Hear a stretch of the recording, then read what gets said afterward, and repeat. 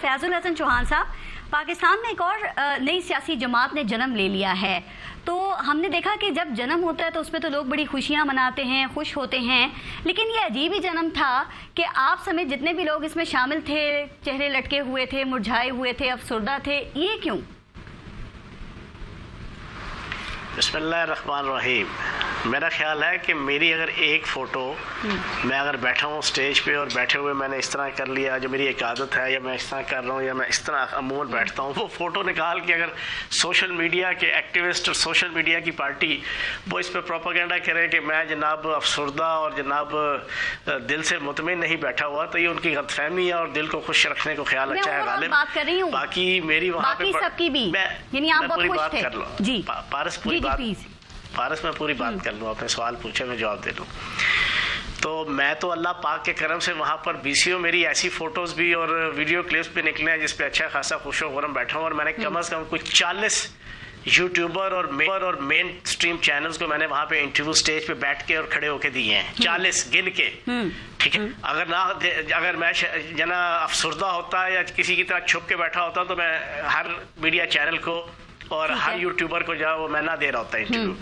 तो ये फजूल की ड्रामेबाजी है जना मुखालिफ पार्टी की, जना के चीज़ों को इस तरीके से जना हाइप क्रिएट करने की। अदरवाइज सारे के सारे दोस्त वहाँ पर अपनी मर्जी, मन तमन्ना, मंशा, अपनी ख्वाहिश और अपनी विल के मुताबिक वहाँ पर बैठे थे। और पॉलिटिकल पार्टीज नई बनती हैं, पाकिस्तान के अंदर भी बनती हैं, और जब भी कोई नई पॉलिटिकल पार्टी बनती है उससे जिनको खतरा होता है मुस्तकबिल में, उनकी ज्यादा चीखें निकलती हैं, वो ज्यादा जना उसके ऊपर अप्रीहेंशन शो करते हैं, वो ज्यादा उसके ऊपर तनकीद करते हैं।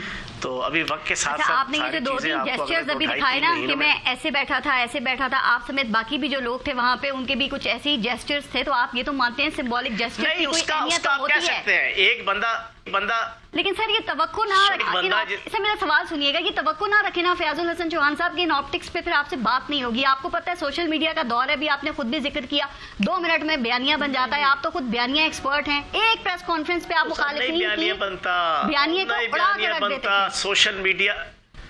सोशल मीडिया वो दज्जाली जना टूल है, वो शैतानी चरखा है कि जिसको पूरी पाकिस्तानी कौम जान चुकी है कि जिसके हाथों से ना रियासत की, ना माशरे की, ना इज्तमाइयत की, ना फर्द की इज्जत वकार महफूज नहीं है। सारी दुनिया को समझ आ चुका है। और पाकिस्तान का सोशल मीडिया, आप जाए ना अमेरिका के अंदर, चाइना के अंदर, बरतानिया, भारत के अंदर, वहां पे सोशल मीडिया आपको सारा कंट्रोल्ड मिलेगा। आप जाए ना यूरोप के अंदर, आप किसी के जनाब किस तरीके से किसी की इज्जत उछाले, किसी ग्रोह की या किसी फर्द की, उल्टा लटका देते हैं। वहां पे कवानीन ऐसे हैं। ये पाकिस्तान है बदकिस्मती से कि यहाँ पे शुतर बेमहार और यहाँ पर कोई रूल्स एंड रेगुलेशंस नहीं है, तो इस वजह से ये कोई इशू नहीं है। ठीक, लेकिन जो आपने नई पार्टी पे बैठे हुए, अगर आपने इस तरह कर लिया तो उसके ऊपर आप बयानिया बना दें। नई पार्टी बयानिया बड़ी मेहनत से बनते हैं। चौहान साहब, जब पाकिस्तान तहरीक इंसाफ में शामिल हो रहे थे ना, तो बड़ी मुस्कुराहट थी चेहरे पे, वो पीटीआई का मफलर गले में डाल के शामिल पीटीआई के साथ तस्वीर खिंचवा रहे थे, तो भाई वही खुशी दिखना चाहिए थी ना, वही जेस्चर दिखना चाहिए। जब शादी होती है, सुन लो, जब शादी होती है ना तो बड़ी खुशी खुरम से शादी होती है। जब तलाक होती है ना तो फिर लोग कहते हैं यार कि तो शादी हुई सी तो बड़े खुशो खुरम सी, तो उदो तो बढ़िया जनाब जफिया दे पपिया ते बड़े खाने ते बड़े नाच कूद ते बड़े मुस्कुराहट। कहने का मकसद ये है वक्त के साथ साथ चीजें इंसान भुगतता है, उसके तजर्बात होते हैं, उसकी बुनियाद पे सारी चीजें। आप ठीक कह रहे हैं, लेकिन जबरदस्ती शादी हो या जबरदस्ती तलाक हो तो भी चेहरे के जो वो जेस्चर्स होते हैं इंसान के, वो बहुत कुछ बता देते हैं ना। चलेंगे, जो नई इस्तेकाम पार्टी है आपकी, एक फर्द के अलावा वहां पर जिसको बुनियाद बना के आपने भी इतना टाइम लगाया, अभी 5 मिनट लगा दिए, 6 मिनट, मैं भी उसका जवाब में 6 मिनट लगाऊं। एक फर्द के अलावा हर फर्द का चेहरा, उसके जनाब जेस्चर, उसकी आउटलुक बड़ी नॉर्मल और बड़ी क्लियर थी। ये जो आपने भी एक फर्द का बात किया, मैं नहीं समझती टाइम जाया हुआ। मैं ये समझ रही हूँ कि जो हम जेस्चर देख रहे थे आपने उसका जवाब दिया, लेकिन एक फर्द जिसकी आप बात कर रही हैं वही फर्द तो नहीं है जिसने उस पार्टी में शमूलियत इख्तियार की है, जिसके हवाले से आपके ख्यालात मनफी और आप कहते थे उसके दिमाग में कीड़ा है और वो फवाद चौधरी है, तो वो कीड़ा निकल गया है। फयाजुल हसन चौहान साहब, नहीं पॉजिटिव चीजों की तरफ पारस आओ, आपने पॉजिटिव बातें की होती तो पॉजिटिव होगी ना। आप आओ, तो मैं सवाल कर रही हूं, मैंने तो भाईजान 16 साल उस कीड़े के साथ ही इस पार्टी में आए हैं। वो जवाब देता हूँ ना, जवाब देता हूँ ना, मैंने तो प्रेस कॉन्फ्रेंस करके 16 साल उस पार्टी, जिस पार्टी में था, उसकी लीडरशिप की मर्जी, मन, तमन्ना की बुनियाद पे जो मुखालिफ पार्टी के कायदीन के साथ हाश और तुर्श अल्फाज इस्तेमाल किया करता था, मैंने उसकी भी माफ़ी मांग ली है।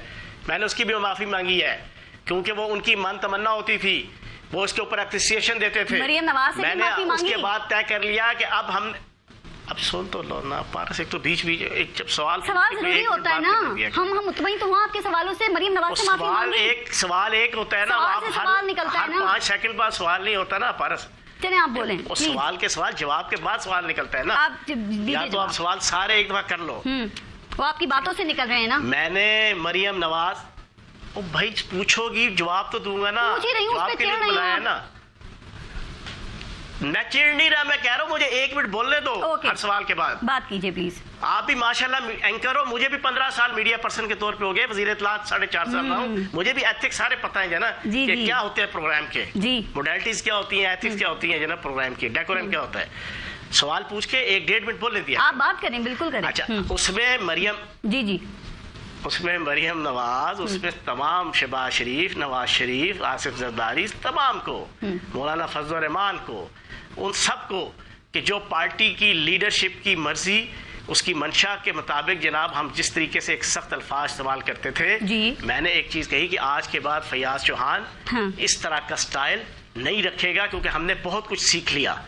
हमने इस पूरे 16 साल, स्पेशली आखिरी 1.25 साल के अंदर, ना किसी रियासत के साथ अपने अपनी टकराना है, ना माशरे के अंदर टकराव पैदा करना है, ना दूसरी पॉलिटिकल पार्टी से टकराव पैदा करना है, ना नफरत की सियासत करनी है। और इस्तेकाम पाकिस्तान पार्टी का भी यही एजेंडा है। हमने ना फौज, ना रियासती इदारे, ना माशरा, ना सोसाइटी, ना मुखालिफ पार्टी, कोई टकराव की पॉलिसी नहीं। हाँ, तनकीद करो एक डिसेंट तरीके से, आपकी मुखालिफ पार्टी है, उसकी पॉलिसीज है, उनके जनाब फैसले हैं, उसके ऊपर आप तनकीद करो। लेकिन ये हर वक्त आप किसी को जनाब, किसी मौलाना को फला चीज़ मुखातिब करके जनाब, और किसी को ये चीज़, किसी को वो चीज़, और फिर अपने सारे तर्जमान हल्ला शेरी दें कि आपने काम उठा के रखना है, ये चीज़ें जहांगीर तरीन साहब की क़यादत पे इस्तेहकाम पाकिस्तान पार्टी में जाना वो नहीं होंगी। हमने बहुत कुछ इस चीज़ को जान लिया और सीख लिया।